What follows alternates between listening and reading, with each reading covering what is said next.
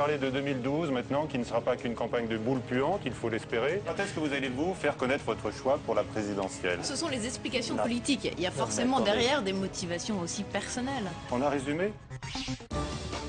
Et effectivement, débat animé comme on aura pu le constater.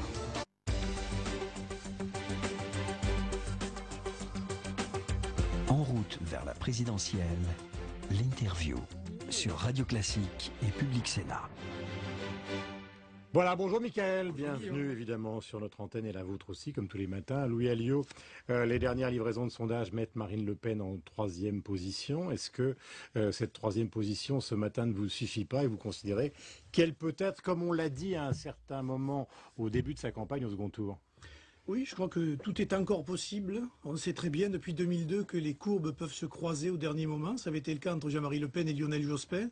Et quand on voit le dévissage de Nicolas Sarkozy et la progression de Marine, on peut espérer, en tout cas on fait tout pour inverser la tendance. Vous parlez de dévissage, vous considérez que ce dévissage, c'est l'expression que vous avez employée, est motivé par quelle raison politique? Mais je pense que les Français voient bien que, premièrement, il ne gagnera pas. Il a trop de handicap pour gagner cette élection présidentielle. Et deux, il est assez contradictoire, parce qu'il ne veut pas à la fois jouer sur un terrain anti-européen, anti-immigration et sécuritaire, et puis d'autre côté, faire des clins d'œil au centre et à la gauche.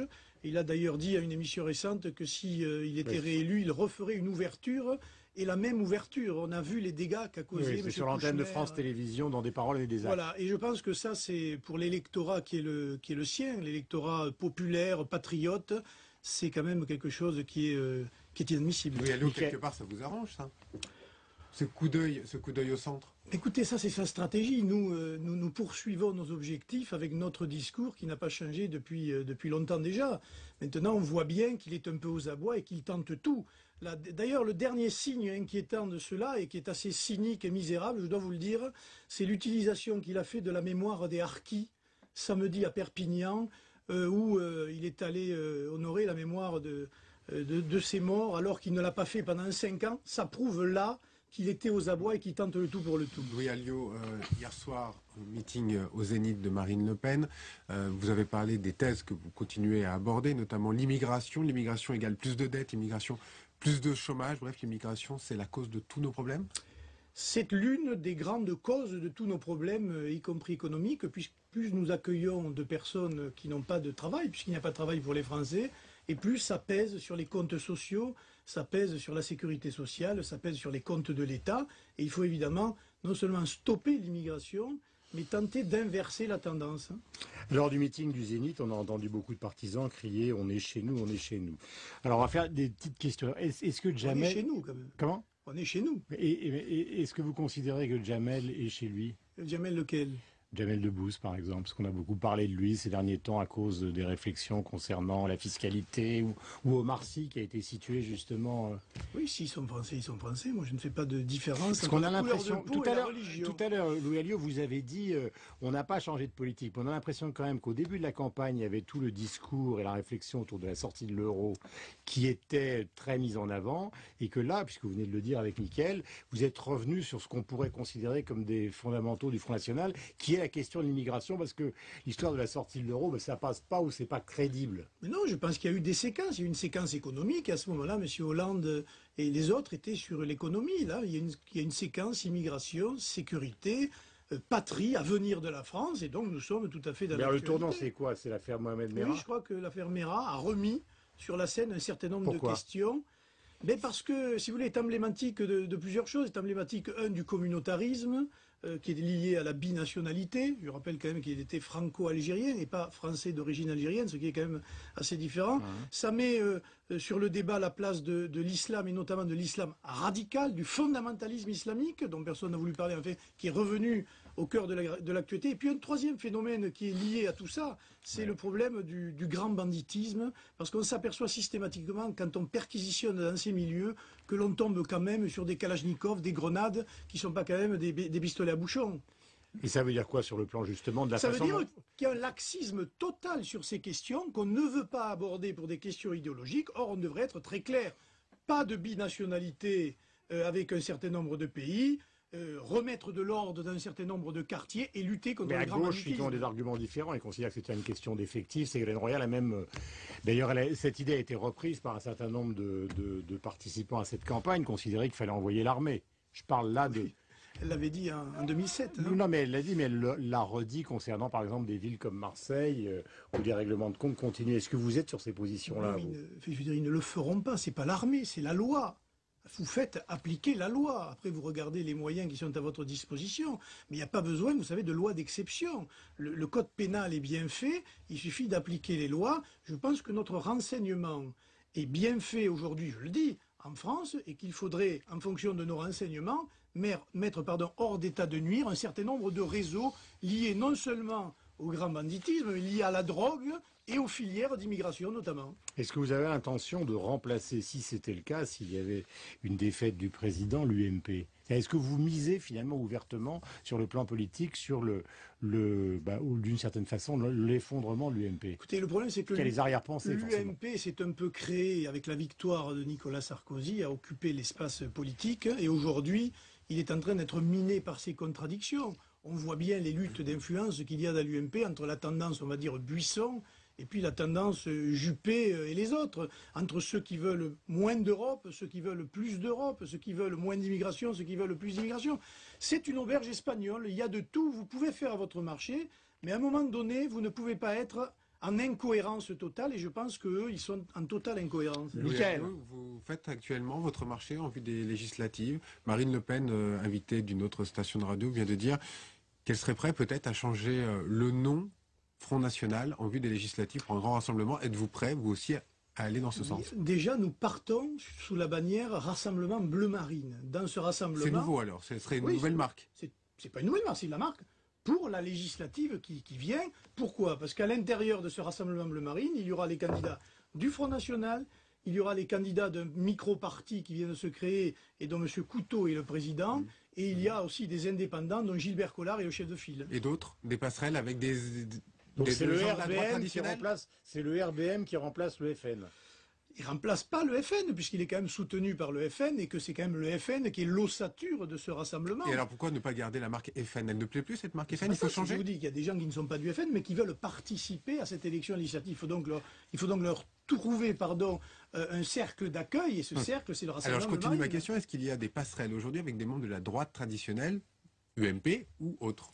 Non, je pense que le dialogue aujourd'hui, il se noue sur le terrain, au niveau des militants, au niveau de certains cadres, au niveau des électeurs, parce que je pense que l'électorat qui a voté Nicolas Sarkozy en 2007 n'a pas voulu cette politique et est en train aujourd'hui de dire voilà, maintenant il y en a marre, il faut changer les choses, et pour ce faire, il faut changer les choses ensemble. Or aujourd'hui, qu'on le veuille ou non, Marine Le Pen apparaît comme la candidate de l'avenir. C'est autour d'elle que se créera demain les conditions de rassemblement patriotique, parce que je pense que Nicolas Sarkozy, c'est fini. Donc vous misez sur l'explosion de l'UMP?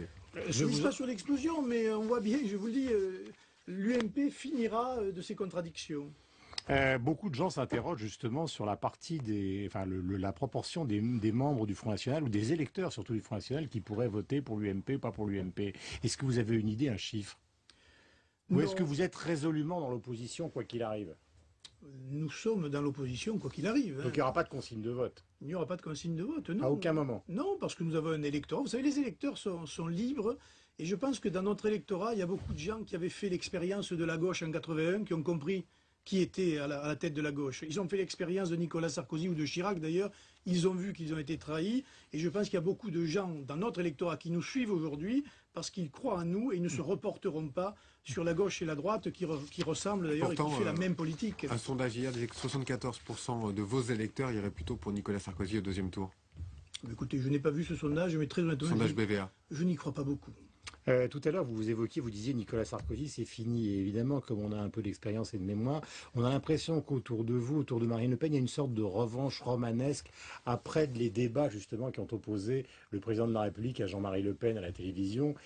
Et c'est vrai qu'à cette époque, Nicolas Sarkozy a un peu mis un frein à la progression de Jean-Marie Le Pen. Est-ce qu'il y a cette idée de la vengeance de la fille pour son père? Non, je ne crois pas. Je crois qu'honnêtement, Nicolas Sarkozy a nourri un grand espoir en 2007 et qu'il a tellement déçu que les Français aujourd'hui ne se reconnaissent plus en lui. Et c'est plutôt sur le terrain des idées.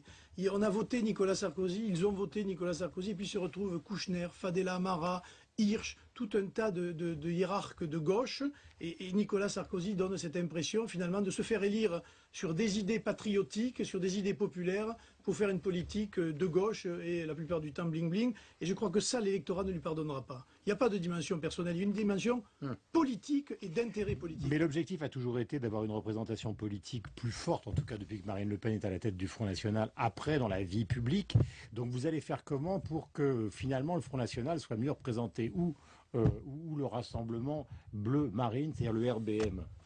Écoutez, je crois que c'est les électeurs qui répondront à cette question. Je pense que les législatives derrière seront très importantes, que nous sommes en situation, dans beaucoup de circonscriptions, d'être justement en situation de pouvoir l'emporter. Et c'est les électeurs qui répondront à cette question. Vous savez, nous, on a nos idées, on a notre programme. Nous discutons la preuve avec des souverainistes, des gens qui sont attachés à la patrie. Le reste, nous verrons bien. Vous estimez déjà un chiffre précis, le nombre de députés possibles à l'Assemblée nationale, même sans proportionnel? Non, honnêtement, le mode de scrutin est très difficile. Donc vous n'aurez a priori pas de députés à l'Assemblée nationale? Oh, ça, vous savez, on n'en sait rien. Vous savez, Charles de Gaulle, 2 ans avant 58, il faisait 4,2% dans les sondages. 2 ans, enfin, dans les sondages, à l'élection législative, 2 ans après, il était au pouvoir. Là, vous savez, les basculements d'opinion en faveur des candidats, ils sont très difficilement mesurables. Louis Alliot, une question. Jean-Marie Le Pen devait s'exprimer hier soir au meeting au Zénith. Pourquoi est-ce qu'il ne l'a pas fait?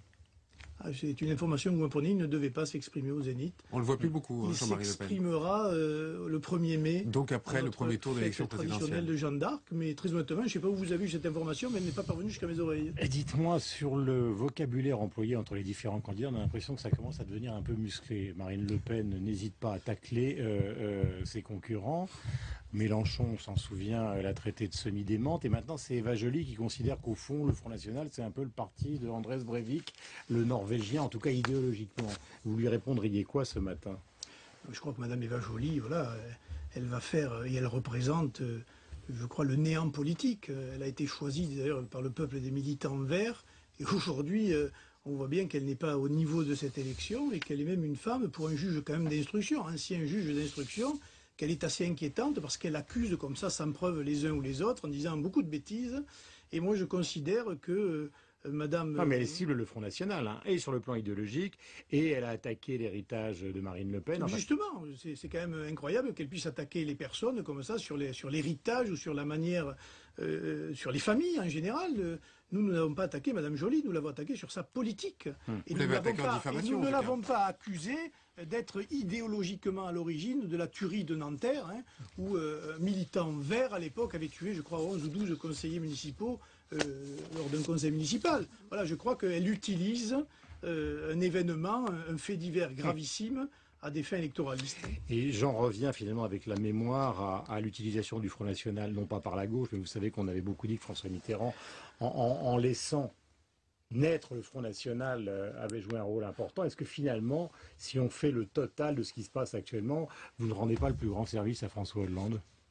Non, pas du tout. Je pense que si la droite perd demain, elle le devra à elle-même. Je rappelle que si François Mitterrand est arrivé au pouvoir, c'est par la trahison de Jacques Chirac. S'il s'est maintenu au pouvoir en 88, c'est encore par la trahison de Jacques Chirac. Si la gauche a gagné en 97, c'est parce qu'il y avait encore Jacques Chirac. Et systématiquement, la droite arrive à se faire élire parce qu'elle tient un discours, comme je le disais tout à l'heure, patriotique, national, populaire et social, et qu'au moment où elle est aux affaires, eh bien elle mène la politique de ses adversaires, et ça je pense que les électeurs lui feront payer. Merci beaucoup. Deuxième tour, vous allez mettre quel bulletin, si jamais Marine Le Pen n'est pas au deuxième tour? Oh, je ne sais pas, très certainement blanc. Parce que je considère que le vote quand même est important et qu'il faut aller, il faut se déplacer.